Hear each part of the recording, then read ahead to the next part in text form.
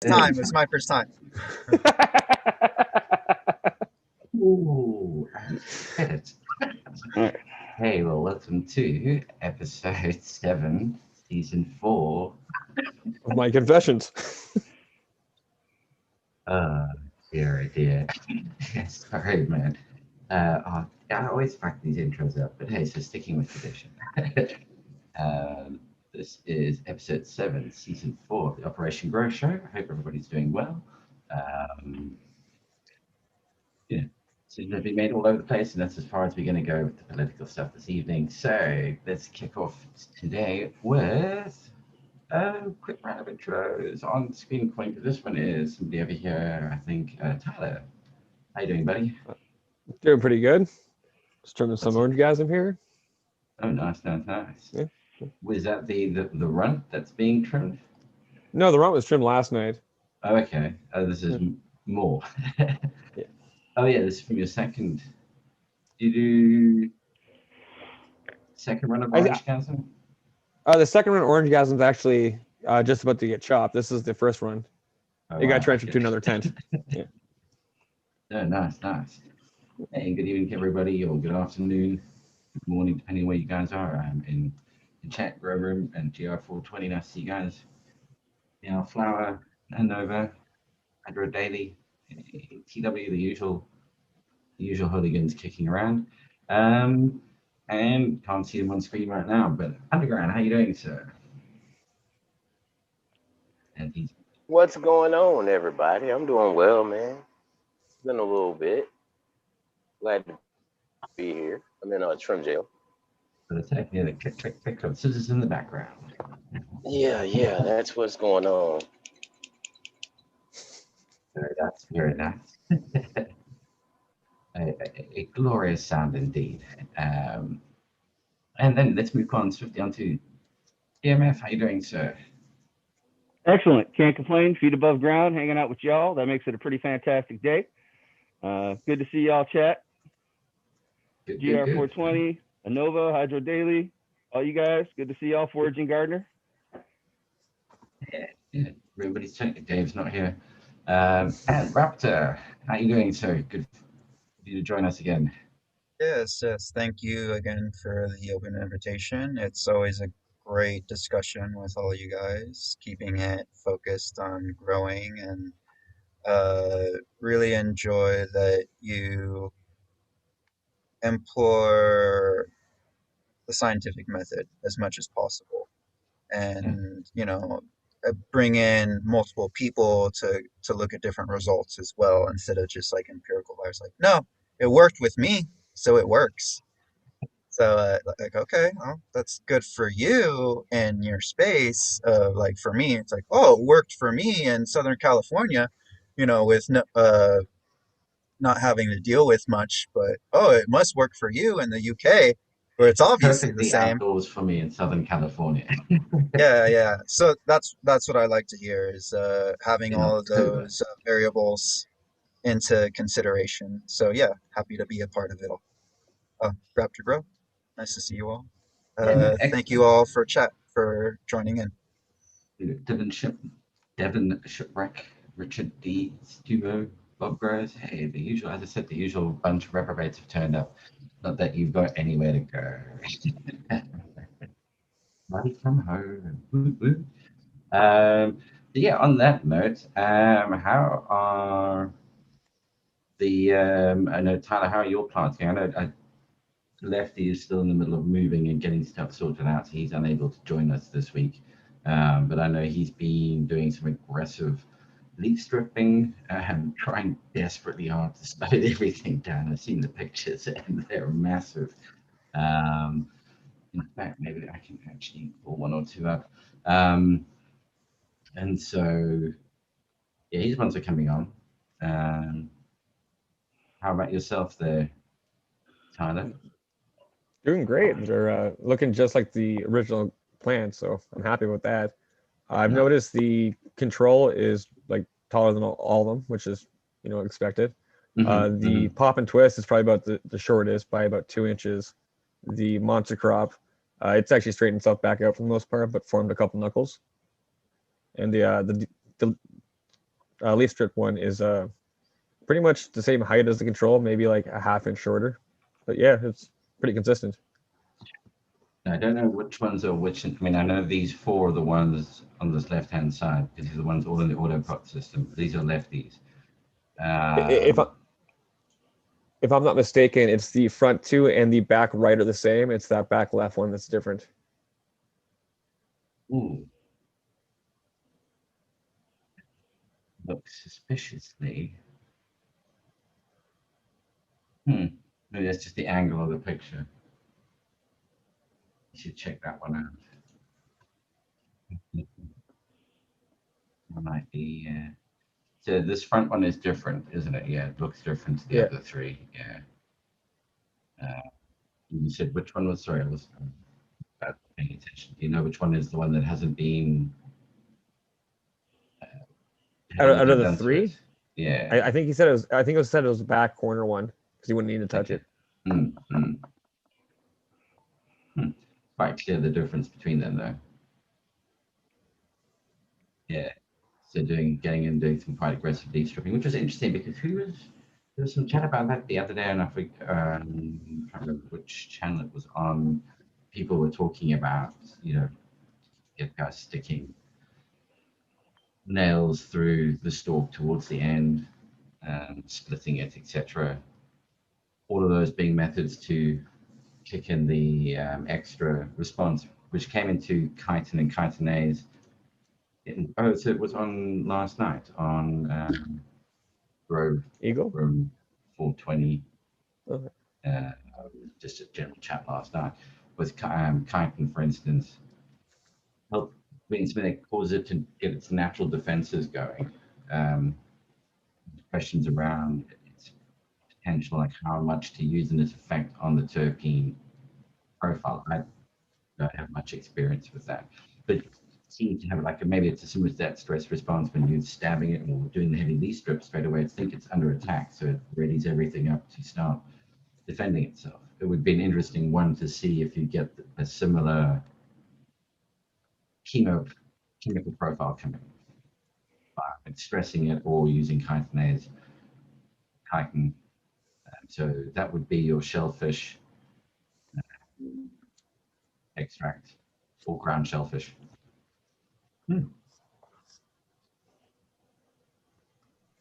Anyone? We use in Living Soul. We use crab meal for that. Or you can also use oyster shell powder. Now, how much would you say you put in? Okay, I mean, like outdoors a bit different if you're doing it outdoors, but if you're doing it indoors, I mean, is it by the handful? Do you have to worry about putting too much in? Indoors, I've been doing for the last about year and some change. I've been doing mostly extract. So if I do it, I'll put it in with my compost and worm castings, and I like maybe a quarter cup, and I'll squeeze it for like 15 minutes and get it like an extract, and then I'll feed like that. Like I stopped feeding compost seeds about a year ago, so I've been testing and seeing what the extracts do, and from my own little personal research, extracts work better. No. That makes sense. Wouldn't it just be a condensed form of it? Or does it make it more viable to the plant? I believe it makes it more viable. I think insect frass would have a lot of it in it. Oh yeah, It does. Yeah. it actually has both chitin and chitinase, I believe. But it's yeah. And what makes it even better is if you just include it in your earthworm bin, and the worms themselves will, I believe it's their mucous membrane that has the chitinase, and yeah, that'll help it break down much faster. So you both say, oh, I use extracts instead of dried amendments. It's like, well, if you run it through there, the worm acts as like almost like a ferment. Like it increases the microbe density as well. Mhm. Like you get more microbes coming out of a worm than when it started, like the whatever material came in through the worm. It oddly enough produces more microbe activity, but the worm does not eat the components itself of whatever it's going through. It's eating the microbes. So it's fascinating that there's more microbes coming out of the end, but there are microbes within its gut. It doesn't have it has an intestinal tract, so I'm using gut like very loosely, just for the sake of discussion. But yeah, you can. I like what Underground was saying. Like, yeah, with my earthworm casting. So that was probably another reason why it worked so well, was having all of the castings there to help facilitate and everything. But yeah, I have no problem with extracts. I mean, especially if it's an organic source. Mm, mm. I mean, it would be interesting to, how to use it in, growing cocoa, using it there. Yeah, Um, it's just a substrate. I mean, mm, soil is just a substrate. Cocoa is just a substrate. Like the benefit of living soil is you have those microbes doing the biochemistry for you. Like instead of it being done in a chemistry lab in a specific facility, it's your soil is the facility. mm. The issue, There's a product called EcoThrive, um, and they do like teas as well. But one of the ones is an insect frass product that you mix in with your cocoa. You can mix in like quite a good like a few handfuls into your 15-liter bucket of cocoa, whatever it is you're mixing up. So yeah, I give it to, yeah. I'm just asking, just generally, well, Well, I highly I use recommend putting silica earthworm micro castings with in. and cocoa. Go and if ahead, we're Jimmy. talking about chitin, let's keep in mind chitin is not water soluble. Only chitosan is. It's got to be a slightly different structure in order for it to actually. So, like if you're making a tea out of it containing something like that, you're not actually getting chitin into solution in water. You're getting chitosan. It's a little different structure. Yeah, the product's called EcoThrive Charge over here, by the way. It's a really good product. Highly recommend it. They also, by the way, just on their product, they do a neutralizing agent that gets rid of chlorine and chloramine, I believe. It's a highly concentrated citric vitamin C, essentially. Yep. Put a couple of You drops can into the water, gone. you can do that with your home water. If you've got chloramine in it, you can add a couple of drops of an organic acid and react it out and actually neutralize the chloramine if It you're only going to takes a brew or few use it for drops. gardening. Yeah. Yeah. And you can, in This normal water, you can actually just stick your arm into the bucket and that will neutralize the chlorine in it. There's enough bacteria and crap in your arm that just nails it all. Just stir it with your arm, take your arm out, or leave it for 24 hours. To you, whichever one you want to do. They don't put that Unfortunately, much chlorine in. less and less water systems are using chlorine. Most of them are switching over to chloramine just because it stays in solution so much longer. that's You what can tell how California's close doing. you are. Yeah, It's a because 50-50. you can tell how close you are to the water place. If you're close to the water treatment plant, the water is much more chlorinated than if you're way, way, way far away from it, because how much of it leaches out. Um, but chloramine, Well, that doesn't have a problem, so they don't have to put so much in, they can put less in. And yeah. And funny enough, we talk about chitin. If you look at the chemical structure of chitin, it's basically cellulose with different ends. So chitin is basically the same as plant cellulose, except on the ends, instead of having acetyl groups, it's got OH groups.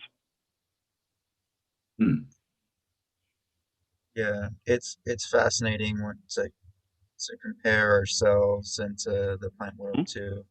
The I believe Coot one of his last posts before he got rid of his Instagram. I'm sure he'll be back, but he was comparing red blood cells to chlorophyll, like or sorry, the what was it? Maybe you can help me out, GMF. The he was I comparing didn't see the post. chlorophyll. Okay. Um, might have been hemoglobin. But anyway, it was a very similar structure. It was just a couple of bonds difference. It's like wow. It I was Yeah, I'm kicking myself for Um, actually mentioning it without fully remembering. But yeah, it was very fascinating how it all works, and how it's just a phosphate here or oxygen here to yeah, and look at chitin. It's cross species. You find it not only forming the hyphae of fungus, not only forming their structures, but then you also find it forming the basis of insects. So, as a molecule structure, chitin is very much, would we say, pervasive across many species. Yeah, and loads of yeah insects have it, butterflies have it. I mean, it's what allows them to have their. That's how they get iridescence in their wings. It's all it's highly prominent in the insect world. yeah, all Mm. shells are chitinous. So And yeah, fungal hyphae, and fungi, yes, as well. all their hyphae structures are made out of chitin. And Jim, if you've been experimenting on there with that cotton, Oh how did yeah, it go? I started the deep chunk. The flavor on this one's different than the other one. The other Mm. one's more fruity. This one, I know it looks gross. I'm guessing it didn't even register as a gram on the scale. So I'm guessing maybe this is close to a half gram or so that I started chewing on. The flavor of the deep chunk is much spicier. This one hit about a half point less pH during the fermentation. So it only went to about 4.5. I'm sorry, it already went to about 5 instead of 4.5. But this tastes very spicy, almost kind of peppery, almost. And it's not what I would expect at a deep chunk at all. But it's definitely got a spicy phenol to it. Like, even though it's out of my mouth, I still have a tiny bit of those heat receptors, of those spicy receptors going off on that part of my mouth. Not on my tongue, but the common chemical sense cells in my mouth for heat and spice are actually being activated by this one. Now I wonder if that's because it's dried for a little bit. You dried it for 24 hours before you did it, or not? Because what's interesting, like the first time you did, you say it's all fruity. I'm going, well, that's not how I remember. That's not how it is as far as written out. You're talking it's spicy all of a sudden. I'm going, okay, now I know it's a different. Of course, the catch is it's a different cultivar that you've used too. So the trick is to do one with the deep chunk straight off the branch, like you did the previous one, and see if not letting that extra 24 hours of oxidization or dehydration as well taking place, sealing it all up straight away. And that might be making, just like in we sometimes have flavor profiles where the terpenes and the esters take over and you end up more fruity, or you have profiles where the let's call it polyphenols, the spice characteristics take over, the phenolic characteristics. And that happens a lot in beer as well, just about any kind of fermentation. This one, with the slightly drier product going in and the slightly higher pH, it definitely is leaning more toward a phenolic rather than an ester.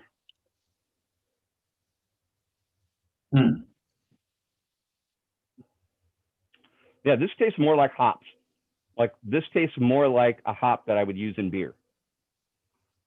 That's what again makes it interesting as a cooking spice, because if each cure style gives you these different distinctive flavor profiles, when you need something that needs the peppery side to it, you know which one to reach for. And if you want something with a bit more of the fruity flavors or the sweeter flavors, you know which one to reach for.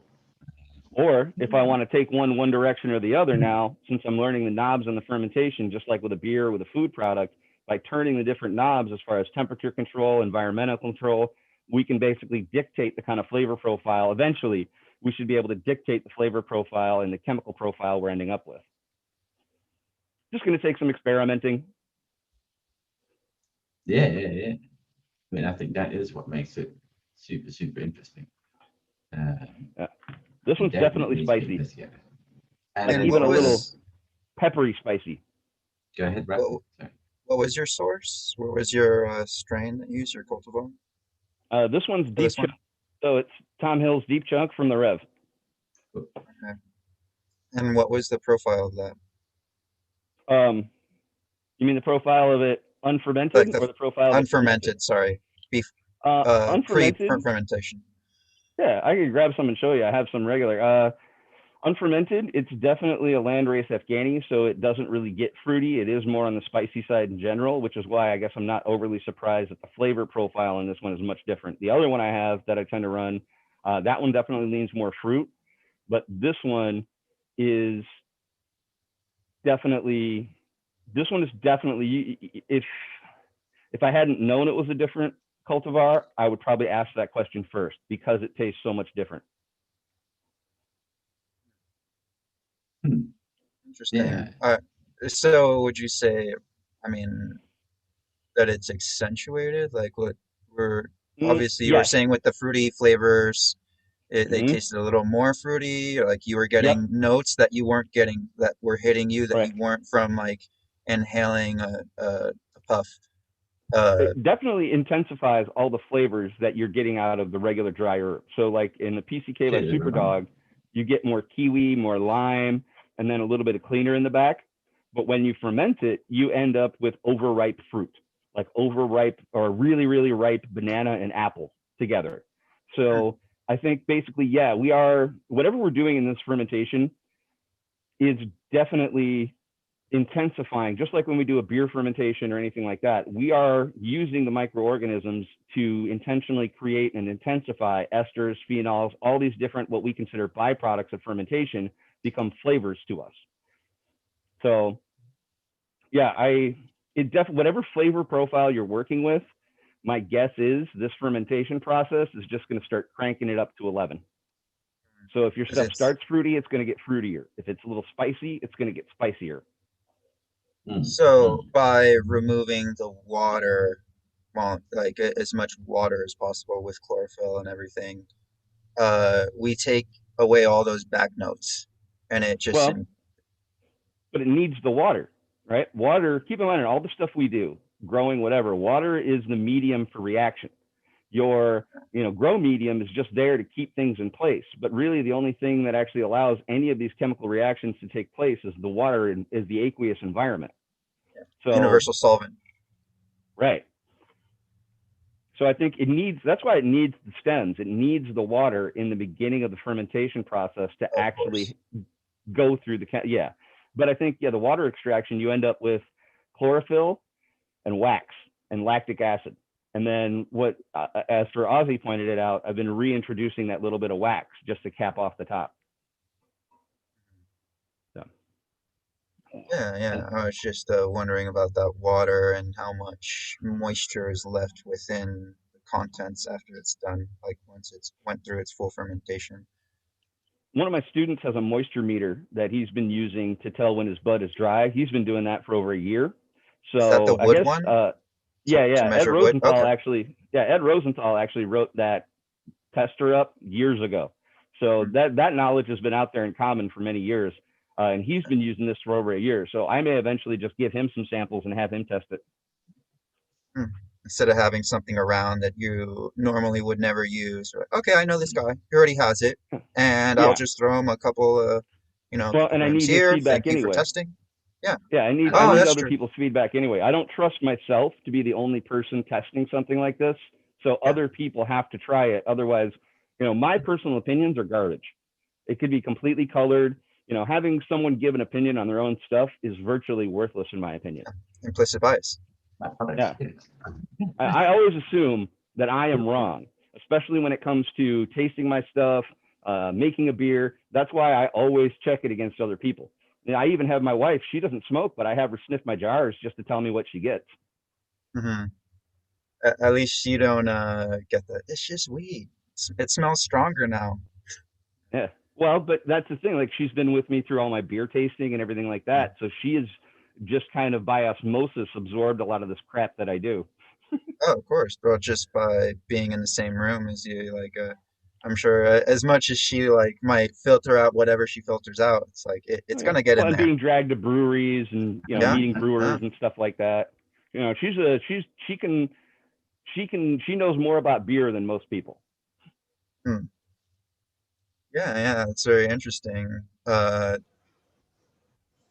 To be able to rely on a partner that is like it's a clean slate.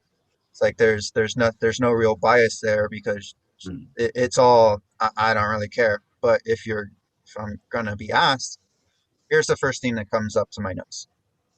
So Or then, also growing this season, what now nutrient wise, Tyler, you're sticking with, sorry to it's dragged it back in a different direction. Tyler, what are you sticking with the new millennium?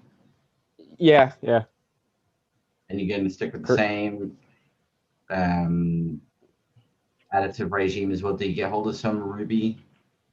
Yeah, but I think I'm going to be adding the carb sooner and not through the reservoir, actually top feeding it. So Okay, yeah. So just an advice for anybody who's running auto pots, for instance, you don't want to put, especially if you're running it on the older style, and I say older style, they've only just brought out their thicker, wider piping and float valve that'll handle organic nutrients.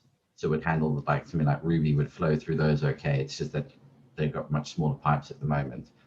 Top feed with those kind of gloopy, syrupy sort of feeds that will result in some kind of gunky buildup somewhere along the line. You don't want drippers getting blocked.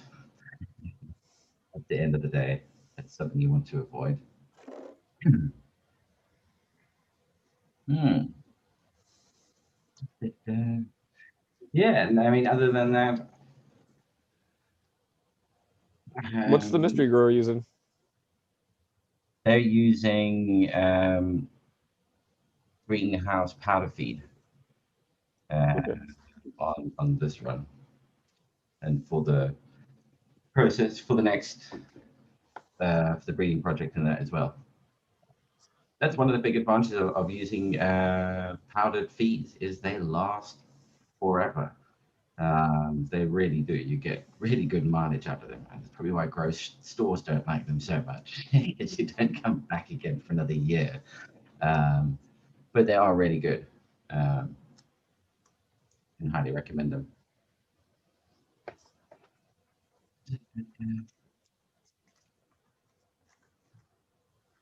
Oh, I see there. Herent Cannabis Consultant Tyler is saying hit him up on IG in chat.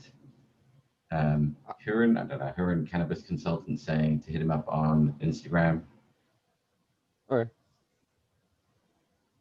About training some genetics. I know you're trimming away there. You probably have missed the message. I don't even have the chat open. I'm on my phone, so I can't view it. Yeah. Okay, cool. So there we go. Just so the chat knows, I'm not ignoring you. I can't see shit. Yeah, chat. If y'all are typing and you say my name, I can't see you. I'm on my phone. I apologize. I'm if not I trying see to any be rude. questions, yeah, if I see any questions geared towards you guys, I'll make sure to let you know I'm on my computer. Thanks, Raptor. I see they grow in 420 to about having nightmares with drippers of them blocking up. Yeah, I dealt with one this one. Sorry. I dealt with one when I set my autopot back up. I thought I cleaned the lines, and apparently, I think it's the summer shift. It has like a little bit of the gray cloudy stuff that gunks up. Usually, the filter catches it. Blocked my cross valve middle of my grow tent, so the back two pots actually didn't get water for the last 2 days. I just cut it for the show. Wow. Yeah. See that now? That's what you need. Something that alerts you to that. Oh, there's no water going in. I wonder. When that might come out, hopefully sometime soon. I mean, I don't know.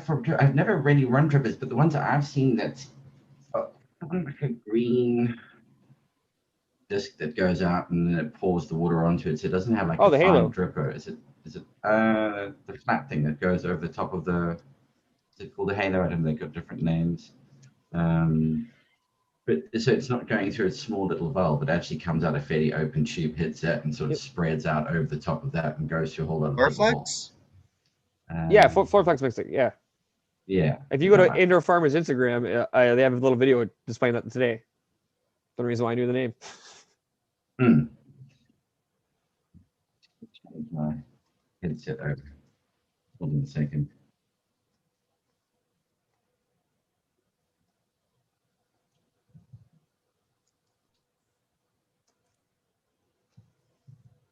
There we go. I think that's back.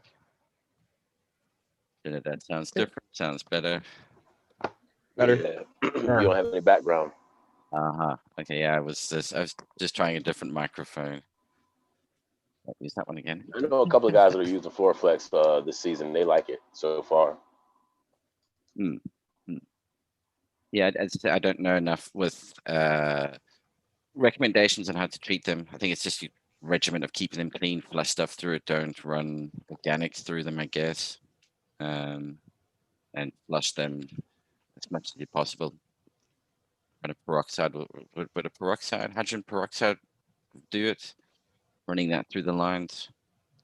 Yeah, obviously a light hydrogen peroxide makes it to flush and kill anything because you don't want any bacteria building up in it, I guess. Yeah. That's what I ended up doing. I ended up doing a what was it, a 1-to-10 ratio peroxide with water, a bucket, soak my lines overnight. In the brewery, just if you guys are curious, when we have to deal with microbes to clean a line, you always clean it first with a base and then second with an acid. That's just our standard procedure in any clean in place. So if you can do that, that's not a bad idea. Clean first with an acid and then neutralize it with a base, especially if you're using metals and stuff like that, where you don't want the surfaces to get pitted or plastics, that kind of thing. Yeah. And now a question, okay, so on the topic of like watering and feeding and stuff like that, top watering, top feeding, or bottom feeding, or subsurface irrigation. When I say subsurface irrigation, it means like you got sweat pipes buried into the ground that will sweat it out like an inch down, for instance, which is not bottom feeding or top feeding. So hand feeding or drip, I guess that would be drippers when you're pouring it through the top, or traditionally from say that's two main styles, I guess, if you're not doing NFT or DWC. I have the option to bottom water, and I can, especially if I notice like there's some reason I want the roots to die, like in bottom water. But typically, I won't pour water. I always spray it. So even if I've got to put a liter in, I'll run it through the sprayer, spray it on the surface in small molecules, and let it work its way through rather than pouring it on and having it try to dive through. I always spray kind of in a wide pattern, regardless of the amount of water I want, so it can just filter through slowly and evenly. Yeah. I always find like when if you've been potting up this, that like the bit just usually around the plant will be sometimes can be a bit more compact, and pouring onto that causes the water. Depends on your different style of how you pack the pots, I guess. But I find I always leave a decent, like, I don't know what, 2 centimeters or so lip around it that I can fill all the way up to that lip, flood the whole thing, and it'll then just drop through, which at the same time pulls air down through into the substrate at the same time. So yeah, I mean, I do I find it a mix, trying to avoid fungus gnats and stuff like that. Bottom feeding is probably the best way of getting away from those, because then the top layer doesn't get wet. Ideally, that will remain dry, and it makes the use of diatomaceous earth that much more effective. Using diatomaceous earth, don't top feed. Nullifies it. I top feed the 110, and then I have the autopot system that bottom feeds it, I guess. So a little bit of both. And then when I do cuttings, I also bottom feed for that. I know new Rose had to kill a plant. Turned out to be a dude. Now you see. Now, okay, sorry, Heron, to go back to the fermentation talk, but that's where I think this thing would be interesting. Is your muted raptor, but is to take male plants and process them this way into usable product, either as edible or smokable product. All of a sudden, no plant goes to waste.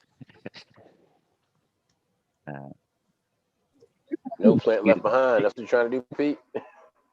Yeah. Because you said that, I'm actually going to take the next 2 males and cob them up for you, and we'll see what happens. Nice. I've actually been interested in that myself. Composting. Yeah, they go straight to my worms, like no mercy. Like I do it in front of the ladies, just like yeah, you're lucky. You see, could have been the other way. This is what Uh, happens. Eight more weeks.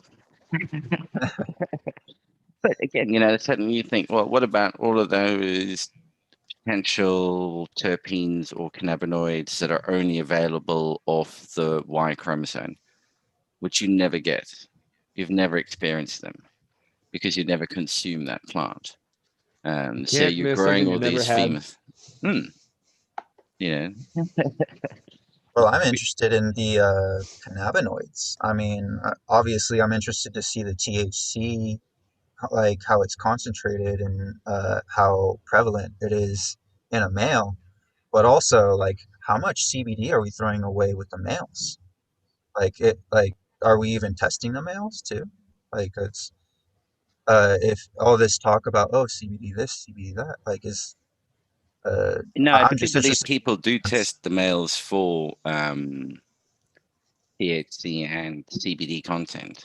Hmm, okay. Um, I guess it's just that on the female plants, you get so much more of it in terms Well, you of got where it's concentrated. yeah. Yeah. There's more trichome heads. Like I don't know the specific amount of trichome heads that are in a male, but I believe they're in the stalks. If anything, maybe GMF. Uh, you have you noticed anything different? Like in what have you noticed in the males? Well, um, basically, it's like anyone else. The stem rub, you get a ton of There we go. right, and that's so.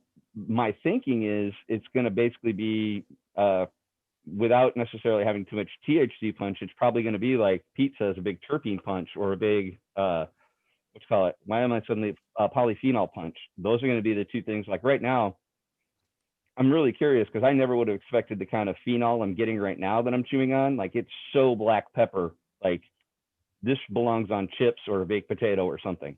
So I Nice. think, I'm getting this is so peppery. It's Two crazy. feet. Like, Here you Yeah, go. Pete bouncing around like okay, yeah, males. Okay, now I'm finding a use for these things. well, yeah. And that's what I'm thinking is it's going to be a flavor thing. Like, yeah, you might not get messed up on it, but you might really get some crazy flavors out of it. Like I've got two males right now that I saved them because Pete made the suggestion. So I actually took up some of my valuable plant count and I let two males go, and they're going to get put into jars. One of them smells skunky. The other one smells like Play-Doh, and they're the same cultivar. One's PCK. They're both PCK by Biodiesel, but one of them smells like Play-Doh and one of them smells skunky. And what do the females usually smell like? The females divide exactly the same way. The short females smell skunky. The tall females smell Play-Doh-y. So there's a connection there. Now that would be interesting is to then so now you use that in getting into the plant selection, but that's where you suddenly use you now know that the tall plants are the Play-Doh-y ones. Yeah. So anything that's simplified for your selection process going forward, you can quickly say, well, anything that's tall, I know that's got Play-Doh in it, and anything that's short, that's going. So I can now my selection process becomes quicker. So what you then do is you take all the tall Play-Doh ones and you cross them amongst themselves. You take a male tall Play-Doh and a female tall Play-Doh, cross that, see what you get in its offspring. Are they all tall Play-Doh? If they are, you go, okay, cool. So I've got that trait locked in. Within two breeding field crosses, you've figured out that's the dominant trait there. And they're locked in. And actually, I don't have any risk. Or they're pure recessive, which is the other flip side to it, because you've had nothing. If they all come out tall Play-Doh-y, and then they're pure recessive ones, for instance. Or you got really, really lucky that the two plants you picked just happen to both be homozygous dominant on those traits. So yeah. But anyway, that overly simplified. Wanders off into his own mind. And have you tried smoking this new cob, by the way? How's that been? Actually, I was going to wait till today to try it, just so I was doing it with you guys. So I got a clean grinder. throw some in. We'll find out. Nice. So if you want to see giant veg growing, go and have a look at Medwin of Anglesey on Instagram. Medwins of Anglesey. He's a like 15 times Chelsea Gold winner for his veg presentation, and he's a master giant veg grower in the veg growing community over here. Yeah, they take a pretty like monster carrots. Crazy how that shit can go. Carrots are very interesting because they're biennials. Like you have to they take up 2 years. 2 years of growing. So like See, people I- uh, I didn't know that with the first time I planted them. So we had a little vegetable garden 16 feet by 8 feet in the backyard. fuck? Plant them. Yeah, exactly. The following year, getting the soil ready, I'm like, why are the carrots here now? yeah, it's really interesting. Obviously they do the same thing we do with perpetual. They just plan ahead. They make sure they have those 2 years ahead. Nice. He's a Welsh boy, and they use Canna products, and they grow these in cocoa. But I mean, these are like perfection grown things, and this was stuff he would have shown at Chelsea, but obviously didn't have the opportunity this year. But yeah, there'll be some amazing, like perfect onions, all neatly wrapped and everything. Oh, that's a bit of a shit picture, but all neatly wrapped at the top. They take great pride in. Yeah, there we go. As they should. It's Those are all growing in autopot systems, so it's not just for cannabis. These are all growing in autopot, cocoa, giant onions.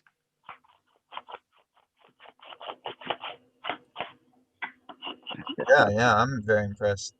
Yeah, well, okay, so a video here of him pulling. So they stack. I got a question. on top Do of they each still hold other. their flavor? No, they get that size? some of these Yeah, are just grown pure for okay. competition. But then he says he grows carrots that no supermarket will take, but are just unbelievable in terms of flavor. But he said no supermarket will touch them because they don't look like the perfect. Right. They do have a thing about that as well. Like that's bullshit that they don't go for the best flavor. These are often grown just purely for competitive. But some of Size. them will be eaten as well. It's quite Right. elite. Because I know with the pumpkins, Parsnip, you start sorry. losing flavor when you get to that size. You start growing the size ones. Mm. And the giant squash too. You lose flavor. Carrot. Dang. Do we know why we lose flavor? That's holy shit. Yeah, these are big carrots.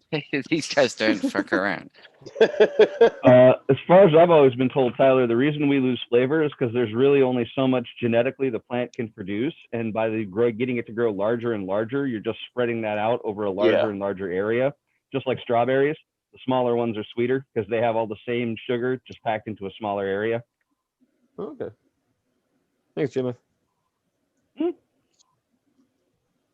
Yeah, so go have a follow of Medwin. The giant veg guys do some really impressive stuff. Yeah, that parsnip looked like a daikon. I was like, what? Except skinny taproot. I mean, technically it's just all taproot. But yeah, that's really impressive. Yeah, I've always been fascinated with DWC, aquaculture, everything like that.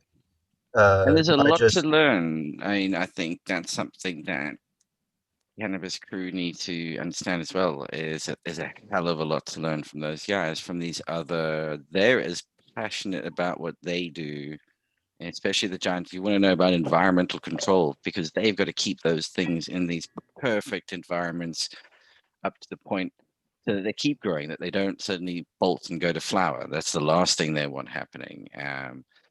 And knowing how to keep a plant just where you want it at that perfect point for going to a show where you're going to now have a plant flower 6 months after when it would normally be doing it or earlier. There's all these tricks that they've got for managing plant growth. And it's a really high, seriously competitive space in terms of how do they the keep cannabis heights industry down. was introduced to the mycorrhizae, like extreme mycos, by Ron Wallace, and he's an extreme pumpkin grower. That was about 4 or 5 years ago when he started, because he was the only one that would talk to us. He was selling the mycorrhiza, the extreme mycos, and he would talk to us, and he was part of the giant pumpkin growers. Like he gets it in. Yeah, and there's some really good tips to pick up from them. That's it. They're just as geeky about it, man. That is the one Okay. thing about this. I'll just throw in, since we're about at the 30-minute mark, I'm chewing on that. The spice and pepper is definitely there. It's not as psychedelic as the PCK by Superdog, so it's definitely not as much in the head. It's definitely more in the body. But the spice notes on this are ridiculous. Like, it smells spicy here, but now that I lit it on fire, the pepper is there again. The pepper is really there. Nice. I'm so jealous, man. This and this are both now very spicy, and I wouldn't have expected that out of Deep Chunk. I think the real trick is to do the next one fresh off the bud, fresh off the branch, like the first one was done, to see if that is where it comes in. And you're And then I'll do the puffing. PCK again, like this. The next PCK I pull, I'll do like this one. I'll give it a day's dry and see what it compares like to this one. Are you puffing the cob as well? Yep. And this is what I like about it. It's very smooth, but it's super spicy. You can really get the spicy character out of it, but the smoke itself is super smooth. I don't know if this curing process just helps that, but I've noticed every time I roll with this stuff, it burns super slow, it burns super smooth, and it burns super even. Like, I think this is maybe the similar thing it has to tobacco now. Once it's gone through this process, it really evens out how it burns. Kind of So- that what was the word I'm looking for? Like normalization. It's kind of really put everything. Everything is the same constant. So not one bit's drier or wetter than the other part. It's very consistent. Yeah, and I'm also really interested in how long you can store this as well. Like, is this gonna dramatically increase the storability the fact that you and could viability? pasteurize it in the tin, I mean, in the container that it's being produced in, you could pasteurize it in that without ever having to open it and break the seal. That should therefore last a hell of a long time in terms of keeping it sealed and stored. I mean, I was discussing just in terms of, I know this turns into a bit of a cob show at times, but in Now terms we can get into of, vintages. well, somebody was chatting to me the other day, Like, and this is the 2020. it was from Florida, and they were talking about having the problem in Florida with the high constant humidity of having to figure out how do I dry it down here when I'm dealing with all year round, or like take jibs in the Caribbean, where you're dealing with 80% humidity all the time.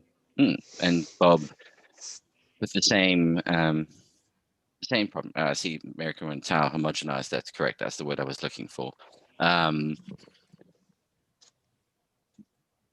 also the problem you have if you're in a slightly prohibition area where you don't want the smell of when you're drying it, and drying and curing it's usually when drying is usually when it really starts to stink out the neighborhood. This avoids all of those problems because it doesn't need no humidity to dry. In fact, those highly humid climates are usually pretty warm, so keeping it at 40 degrees is less of an issue.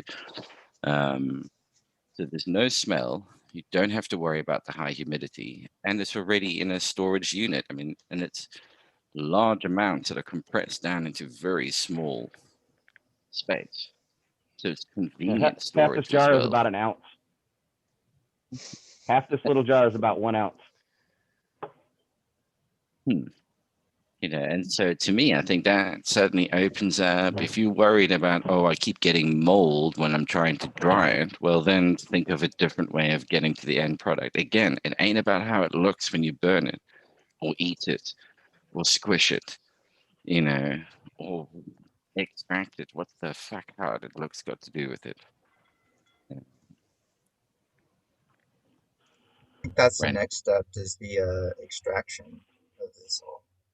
Like how it holds up in a bubble run, in a squish, and to raw, like making it into rosin, like into the like solvents. Like Maybe with there's maybe it shouldn't be. Maybe this is one that's like, okay, this is the product. I mean, do you take I think it's a fine the way it cognac? I mean, is. do you know I'm what I mean? Do you just take a straight up cognac or a curious.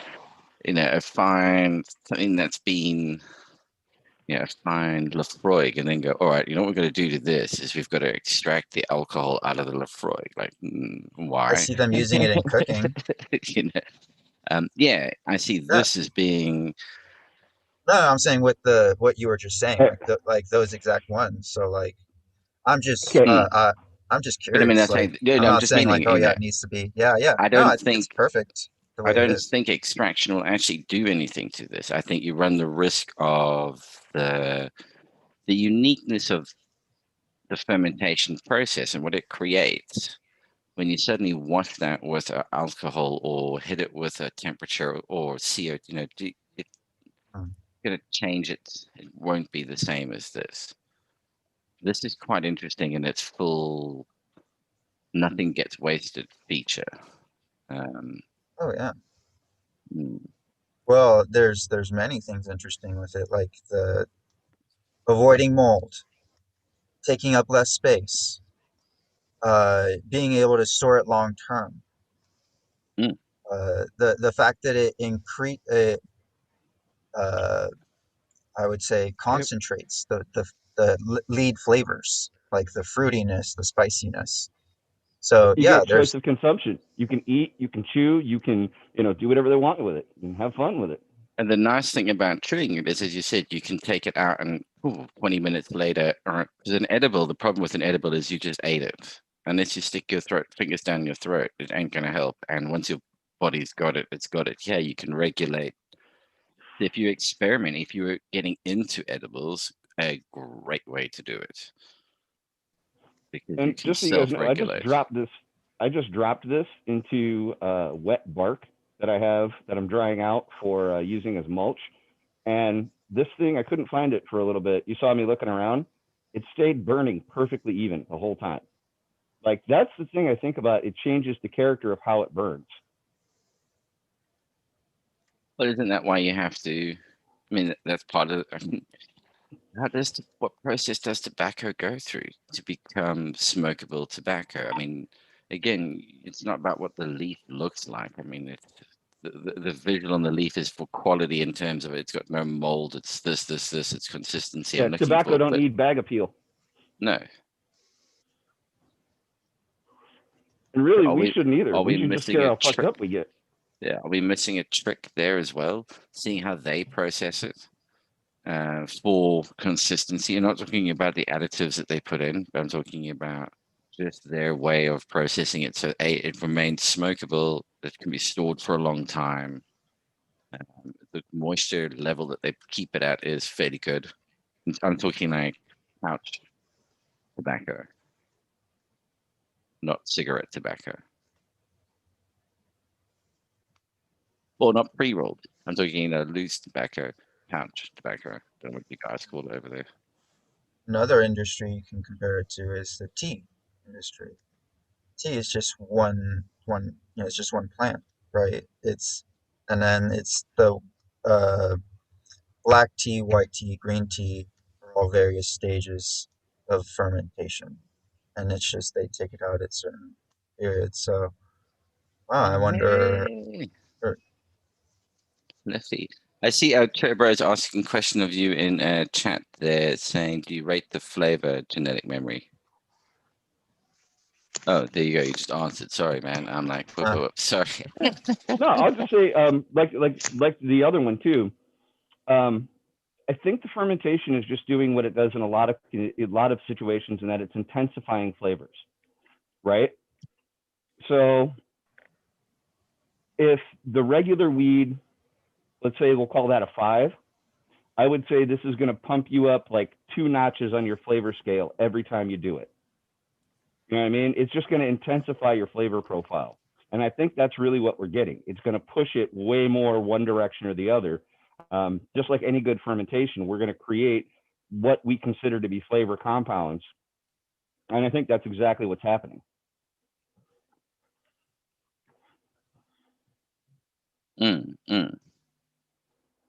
Yeah. Hey, Lefty, how's it going? It's going, man. One of them days, hey. Yeah, yeah. And okay, here's another weird thing. The spiciness is more on the swallow, right? So you get some of the spiciness in your chemical sense cells in your cheeks, right? Some of that. But most of the spiciness is on your tongue and in your throat where like a good chili sauce hits you. Like the back. Mm. Actually, that's where this would work really well.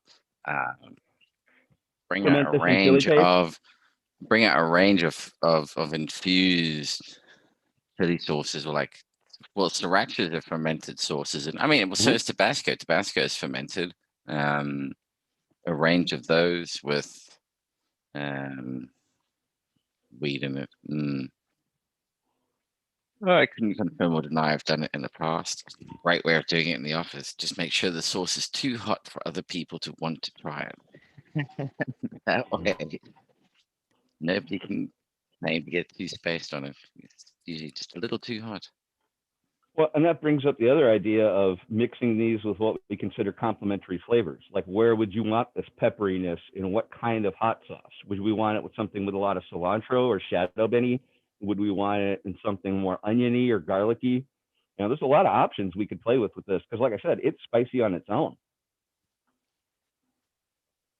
And does it have a strong? I'm thinking for like in a pepper grinder. Does it have a strong? The dry product, does it have a strong smell to it, or is it fairly Yes. neutral? Okay. The dry product has a smell to it, but it's a different smell. The smell actually on this one is more like unfermented beer.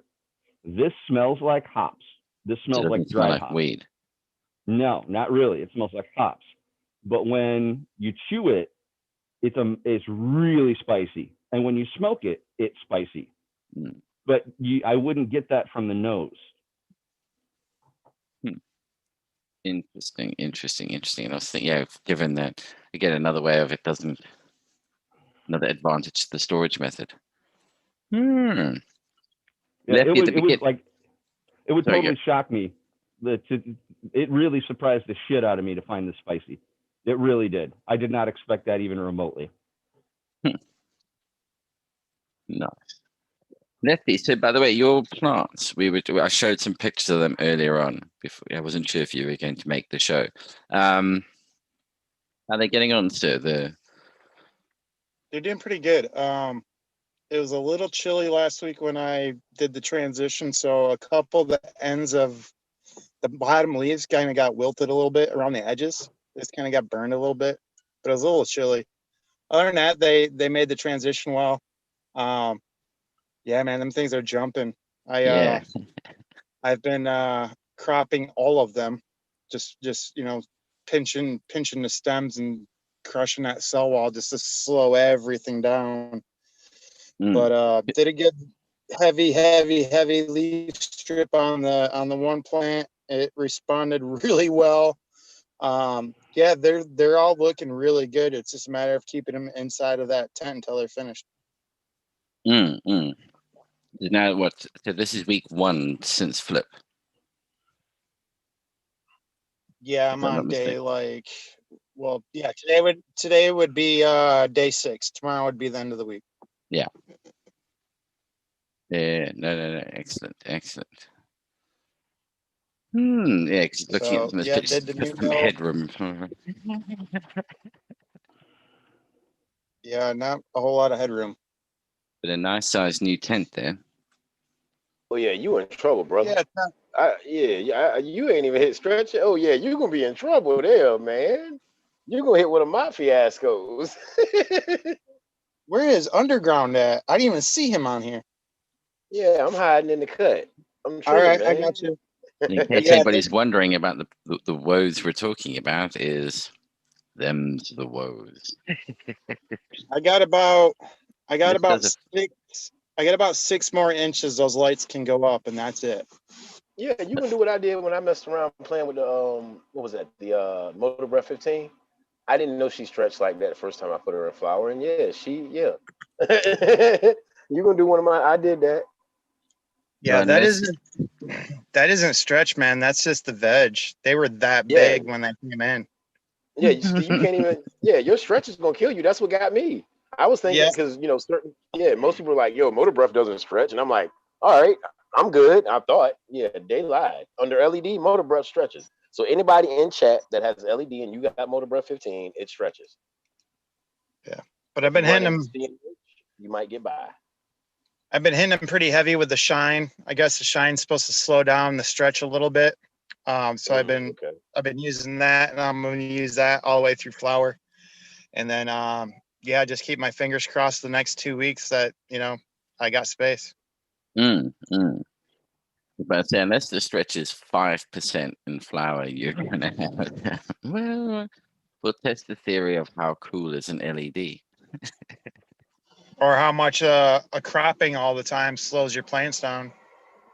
Yeah. I'm doing everything I can to slow them bitches down, but we'll see. I definitely think that super cropping is going to be the one that proves to be the big. Well, it would stand to reason that super cropping is the one that slows them the most. And out of the 3 plants, the strip, the control, and the super crop, the super crop is by far the best looking plant. The one I super cropped earlier. It's super healthy looking. It looks really good. Just overall, or do you mean from a point of view of the most number of colas, Overall. etc.? So Overall, I mean, just it's got the most nodes on it. It's got the heaviest, best looking leaves on it.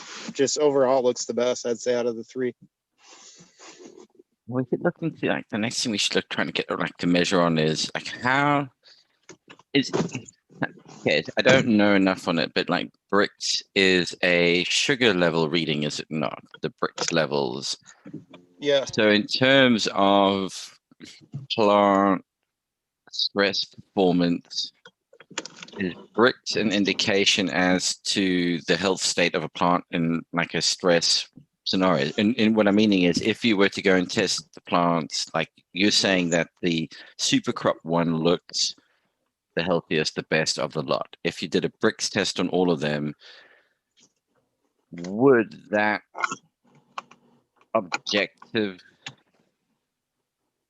would that subjective view be backed up by the objective data? The Well, you gotta empirical think data about in it. terms of the Brix, with the Brix numbers give you the same result. You know what I mean? Think about it. It's basically a wound on the plant, and that plant's going to do everything it can to heal that wound. So it's going to send all them sugars, all that stuff to the site of that wound, which is at the top. The top of the branch.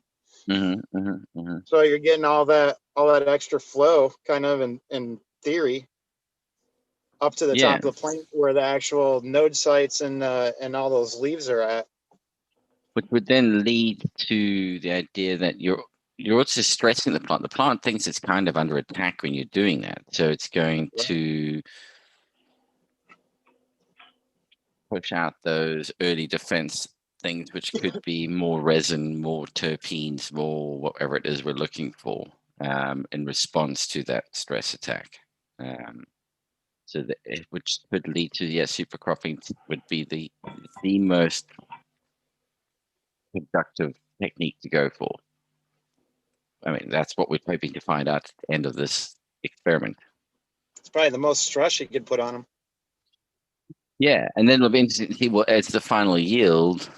And again, that comes down to yield. We need to figure out a way of getting them tested so that we could actually get terpene profile or cannabinoid level tests done, because 3 kilos, but it's got 2% THC, or I've got 1 gram and it's 99% THC. It's 3, but you know what I mean. And that if I take all 3 kilos, I wind up with.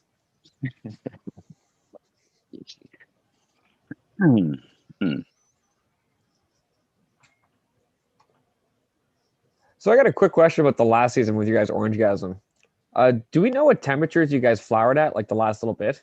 Because remember how mine went purple and your guys kind of stayed green and yellow? Mm-hmm. I I've got cuttings that are flowering at the last stage right now. They haven't purpled up like their previous ones. And I've noticed I had my AC on previously, and I have my furnace on now. And duration of not feeding it? Because I heard from the mystery grower that he saw like quite a bit of color change when the feed got pulled more than on the temperature dip. But in terms of the purpling color change, notice that. It's currently at the 1st or 2nd week of flush. Sorry, I locked my wife out. Lock her out or let her out, did you say? I didn't have any purpling on my plants, and my tent is always between 79 and 81 degrees. It just, it's indoors, and just that's what it runs at with those lights and that exhaust at that setting, and just it's 79 to 81 degrees. I just noticed I dropped it it's 2 degrees warmer currently than it was for the last run of it. So I'm wondering if it's like that little fine range. Could have been a pheno. Well, it's cuttings. They're exactly the same cuttings of it. Oh, and the cutting didn't turn purple last time? No, it turned purple last time. It hasn't this time. So maybe it'll do it later in flower. So what we need to do is take a look at the environmental data. Yeah. Absolutely. Curious. I think I ran at about 78, no lower than 72, somewhere around there.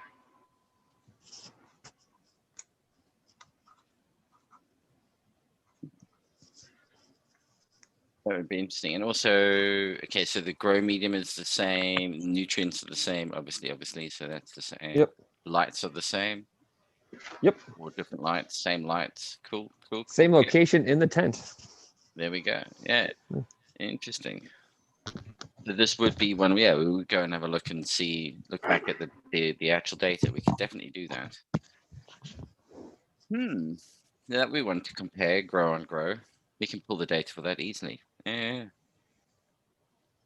Just something I was thinking about last time I was in the tent. So usually about this time they purpled up last time. So. And you were saying you're running, and so do you think your humidity is lower as well at the moment? I would believe so. Yeah, that would make sense because I got the golden goats just going in the flower. So I'm kind of appealing to them. But also given the switch in, well, you've got your climate's busy bouncing all over the place. I'm thinking suddenly that northern climate now, the humidity is just tanked. I mean, you're definitely noticing it in the UK all of a sudden is that it's gotten a lot drier, a lot cooler. You almost have, if you are in the UK at the moment, drying in a garage, let's say, hypothetically, speaking, not too difficult at the moment because it's actually really dry air. One thing about winter is when it gets cold, the air just gets super dry. So I wonder if that has something to do with, well, that would be what we need to look at. Temperature and humidity. Yeah. And the nice thing is, it's the same plant because it's just a cut from it. So there's no genetic variation that we're not worrying about different genotypes. Tyler, how far along in the flower are you? For which one? The orange guys I'm referring to, or my golden goats? The orange gasm. Whatever one orange you're talking about isn't turned purple. It's hitting week 8 tonight. You started week 8. Oh shit! You cut it, plant. You took that thing, rooted it, cut it, put it right in dirt. Yep. It was in the other tent going. Well, I had the other Operation Go going, just nonstop, man. Gotcha. Yeah, and week 8 that takes it out to. Are you going to run it out to another 2 weeks at least, or? Yep. Yeah. Last time was 80 days. I plan to do 80 days again. See where it stands. Yeah, that'll be good. Tyler, you started your breed. Not yet. I just made space. I just made space by doing the transplants. So, and I lost the cutting from the runs. No. No. But I tried some of it I tried some of it last night, and Yeah, Pete, you're right. It's probably the best plant. I'm fucking pissed. Don't feel bad, Tyler. I don't even have room yet. Like I have what I'm going to work with. I just don't have room at the moment. So y'all got to work with me. Yeah, I'm about a week or two away myself, probably. I got about what 5 plants being chopped down in the next 2 weeks that will clear up space for this project. So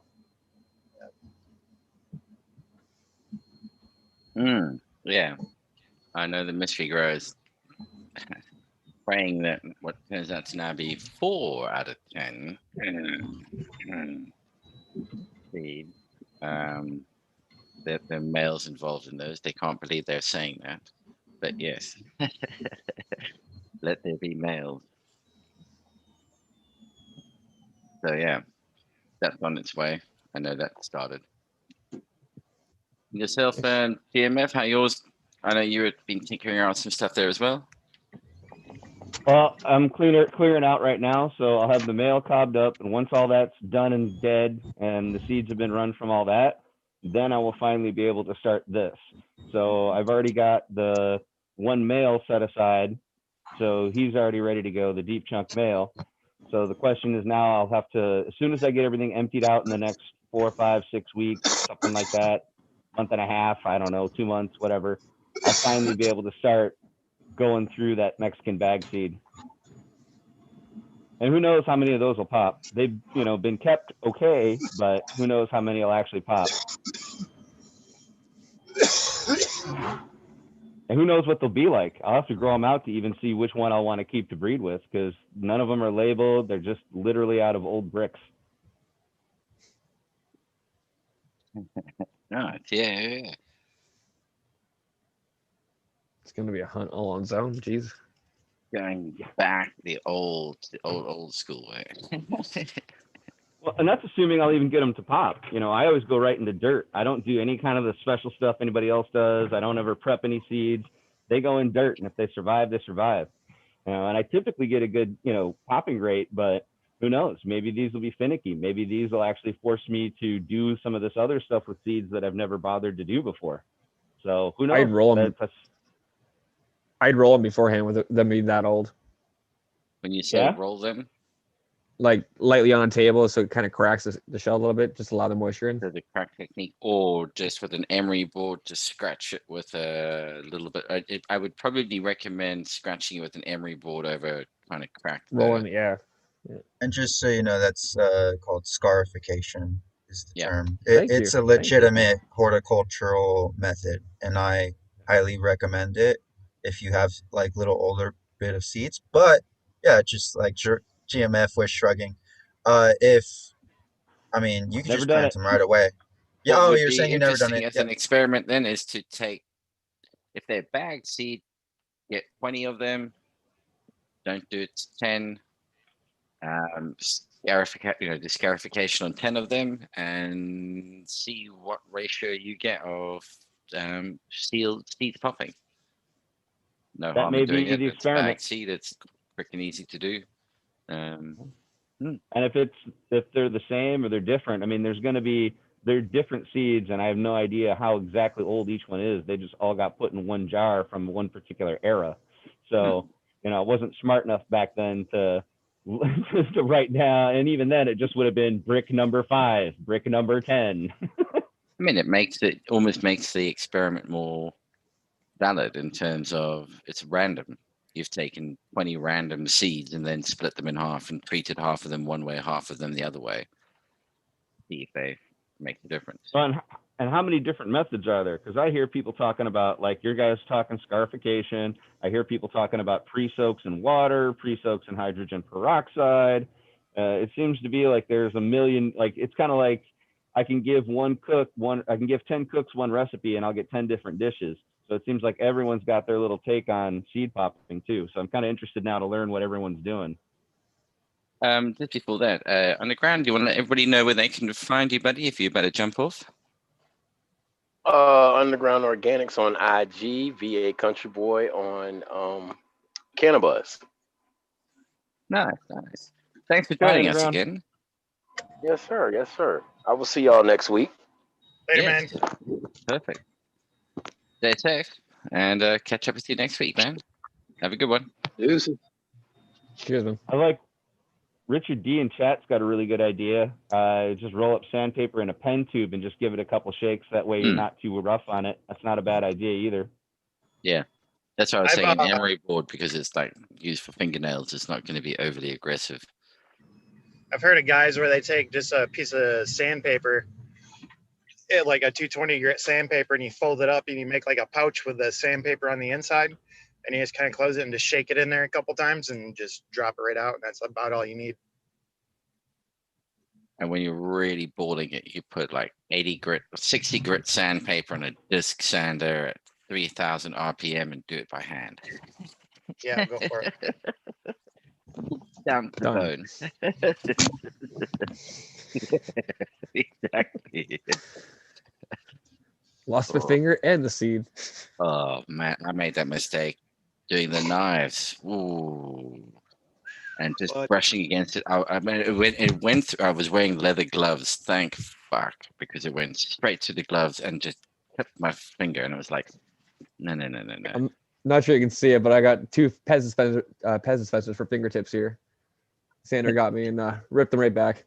Bone was still there, but I'm gonna say wire brush. pardon? I was gonna say wire brush. No, just the belt sander. Yeah, it sounds Just the way pretty the stop aggressive. was, and yep. I was wearing gloves. Yeah.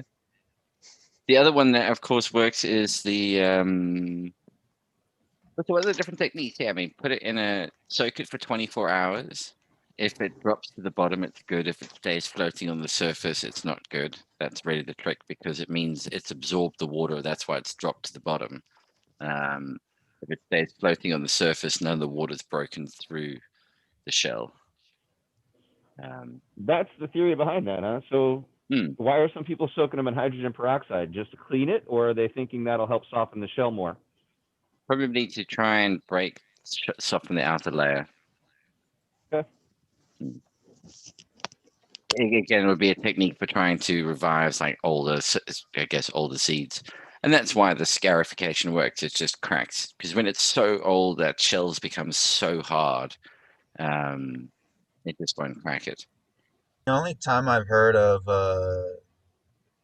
like using something like hydrogen peroxide, but I didn't hear in that. It was more like bleach. It was just for tissue culture, seed propagation in tissue culture. So like using things like hydrogen peroxide, I don't know. Like probably feel like GMF does. It's just I don't really see why. So when we say like you were supposing, but I guess we need to ask one of those people that uses that method, to really For peroxide? Everybody in yeah, chat for saying peroxide. everybody in chat I've used- saying peroxide just to kill pathogens. That's generally Yeah, Yeah, I'd use so it that's to what I make sure I thought. don't have Okay. any TMV. Wait, go on. Yeah. You can it's bleach is also safely used, and so that's why I brought it up. I was like, is it to make sure pathogens? So yeah, that's what I was trying to get at. But I didn't want to I put just usually words in use nothing. people's yeah. Yeah, right. Yeah. It makes sense. Well, when I did try scarification for the first time like recently. Nice. I Got can G4. still recommend it for D4. We're almost finished. Right? Oh, by the way, if you go to Number 3 or you should 4. put up the Patreon page. Pete punishes those Sponsoring bottles, it. man. He punishes them for existing. Like he teaches them a lesson. They went Be in my made house, will to you? be watched. Yeah, I should show the collection for the year. It was like, ooh. Yeah. But, Estoy bien, mi amigo. Nice. Yeah, you Oh, got yeah. to put those to use. Got to make some Yeah, exactly. fermentations yourself. Some drinks. Get into some brewery. Yeah. Making I really stuff would like to yourself. distill ginger beer. That's one thing I want to do. For whatever Cool. I like ginger. Yeah. And I've made pretty brutally alcoholic ginger beer, like 14%. So it's like, okay, and at that level, you can then, that's got a good alcohol base to distill. You're starting with a fairly high alcohol content already, so it makes distillation that much easier in terms of return on the raw material. I'm not talking about making a mash. I'm talking about actually taking like ginger beer and then distilling that off to get the ginger. So Well, you to got hot make like distillation and cold distillation. So you could always do it like we used to do Applejack in the United States. That's how we paid for the New Jersey Turnpike. You just cold freeze your distillation, cider. yeah. Yeah. So you could always do that. No, I kind of like the idea of making a proper distilled, but I don't want to do it with. You can buy.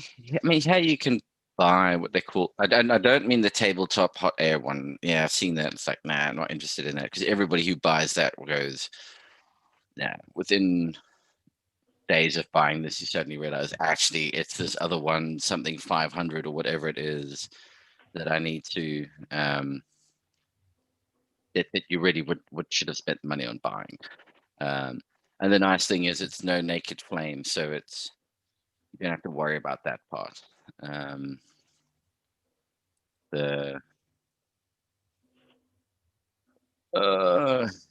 Hey, scars are cool. Sorry, I just had to bail. Hope everything's good, Tyler. Yeah. Is there any shout outs that Tyler usually does that we could cover him for? Tyler Shruby, was it Shruby Doo on IG? Kind of Buzz. Tyler Shroob, or Shruby Doo on IG, and I think it's Shruby Doo on Kind of Buzz as well. I can never remember, unfortunately.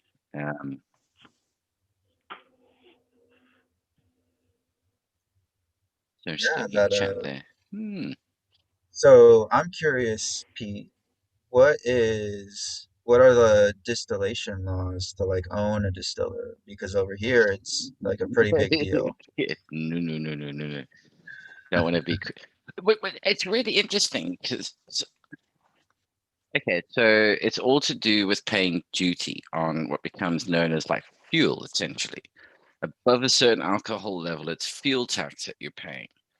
Is really what you're doing. You're paying fuel tax, and so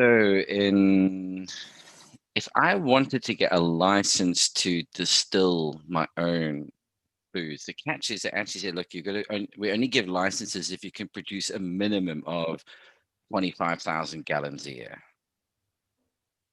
Yeah, otherwise you don't get a license, kind of thing. So they have a basically they're keeping minimum it to entry level. industrial. Yeah, there's a minimum entry level. Gotcha. And then when you go to a distillery in Scotland, to an old Scottish distillery, whiskey distillery, and they go, oh, there's the bonded warehouse over there where every barrel goes into that thing. And there's a customs guy who checks every barrel coming in and out. It's really, really regulated. So it's not that you can't get a license. Anybody can apply for the license and get one, but you have to just hit these like minimum amounts. So people do, as in any country, everybody makes their own. There's moonshine kicking around. And I think it's become a lot safer in terms of not blowing yourself up. The danger in moonshine is not taking the heads off. Tails, not so much of a problem. It's the heads that are the problem. You don't want to make people go blind. Yeah. You've got teenage daughters. Of course, the That's heads the are problem with great because Applejack. it's nail polish remover. Yeah. It's I was just wondering how it was handled over there because you can't. You're supposed to register. Like even if you make a small distiller here, you're supposed to register it. Yeah, exactly. You Like can't. even if it's out of like cans and like some makeshift like tubing, like no, that has to be registered. It's like legally. But yeah, obviously we don't want people to go blind, but it's more of a tax thing. It's like no, you got it. Just like over there, pay your dues. But anybody can make beer at home. You can make Yes. cider at home. I mean, I know lots of people who, well, I say lots of people, I know people making slow gin, but that's just taking gin and mixing, so they'll take. Infusing botanicals into alcohol. Yeah, into alcohol, yeah. That's very popular. So in England, at least, tinctures. No, not a tincture. No. So no, Okay. they'll make No, sorry, I was making confusing. different Yeah. making different kinds of gin, slow gin being one of them, but it's made from slow berries, which you can just go and pick. Okay. Yes. Is At a it certain time of juniper? year, everybody will go out. Yours? Juniper is one of the primary ones that they use in the botanicals that goes into gin, but Mm. then gin is this whole. You need to get my other daughter on if you want to talk about gin.